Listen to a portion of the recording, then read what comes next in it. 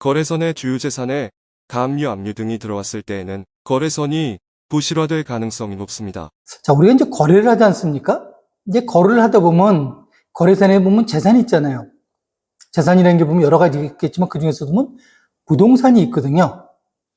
그 부동산에 뭐 가압류가 들어왔다든지 경매 처분이 들어왔다든지 이런 경우도 상당히 위험한 거거든요. 왜? 그 정도가 되면 벌써 그 기업에서 나로 인해서 문제가 된 것보다는 어떻습니까? 내가 한 건 아니지 않습니까? 상대방이 그 거래에 대해서 채권 확보 측면에서 어떤 실력 행사를 하기 시작했다는 거죠. 그래서 보면 가압류를 했다는 건 뭔가 하니 이 사람들이 아직 담보권이 없는 거죠. 담보권이 없다 보니까 강제적으로 그 다음 단계가 뭔가니 가압류를 해놓고 민사소송을 통해서 집행권을 획득해서 이제 보면 강제경매로 들어간다는 전 단계로 보시면 되는 거고요. 또 이미 경매가 진행됐다는 건 보면 그 주요 재산에 대해서 보면 이제 보면 실력 행사를 받아가겠다는 거죠. 여기서 물론 보면 내가 보면 여러분도 보면 그 재산에 대해서 미리 선순위 확보가 돼 있다. 그럼 별 문제겠죠.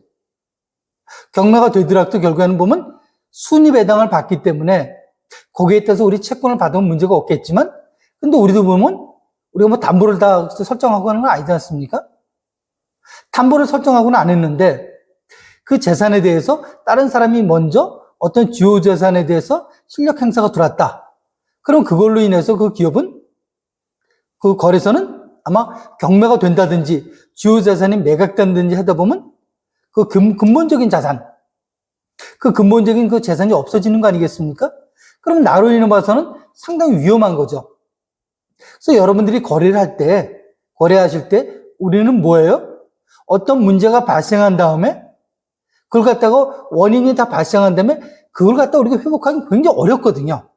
그래서 우리는 뭐 해야 됩니까? 부실이 발생하기 전에 어떤 징조가 보였을 때 우리는 나름대로의 어떤 채권 확보를 할 수 있는 게 굉장히 중요하지 않습니까? 그래서 저는 그렇게 보거든요. 우리 채권 관리라는 게 보면 사전 채권 관리가 있고 사후 채권 관리가 있는데 저는 보면 사후보다는 사전을 굉장히 중시 여기거든요. 그래서 문제가 뭡니까? 발생되기 이전에 우리가 보면 미리 조치라는 게 굉장히 중요한 거죠. 우리도 마찬가지면 거래소의 주요 재산에 대해서 경매 처분이나 가압류 이런 어떤 법적 처분 또 가처분 같은 게 들어왔다. 이럴 경우는 우리도 뭡니까? 우리는 나름대로의 채권이 부실을 방지하기 위해서 이제 보면 채권 확보에 대한 준비를 들어가야 되는 거죠. 그래서 이 단계에서는 우리가 보면 그런 걸 우리가 인지했다. 특히 보면 이런 걸 보면 우리 관리 쪽에서도 있지 않습니까? 예의주시하셔야 돼요. 물론 영업에서는 자기 거래선이니까 거기에 대한 주요 재산에 대한 변동 부분을 갖다 우리 이제 알아볼 수도 있겠지만 관리 쪽에서는 어떻습니까? 전사적으로 보면 이제 보면 그걸 확보하는 단계도 미리 뭐예요? 재산을 조사할 수 있는 건 시스템적인 거? 1년에 1회면 1회, 2회? 나름대로 그죠?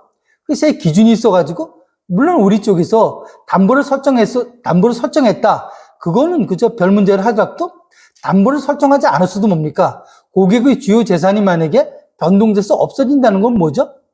향후 우리의 리스크로 발생된다는 거죠. 왜? 그 재산이 없어져 버리면 나중에 우리가 보면 채권이 부실화됐을 때 우리도 뭡니까? 어떤 채권 확보를 한다는 측면에서 대상이 필요하지 않습니까? 그게 없어져 버린다는 거죠. 그래서 정리하면 뭡니까? 자, 주요 재산의 압류나 가압류, 가처분 이런 거래선의 재산에 대해서 변동사항이 있을 때는 우리는 뭐 해야 된다고요? 우리도 뭡니까? 우리 쪽에서도 채권이 부실화되는 걸 방지하기 위해서 어떤 채권 확보 측면에서 재산 조사에 들어가면서 우리도 뭐예요? 부실화를 예방할 필요가 있다.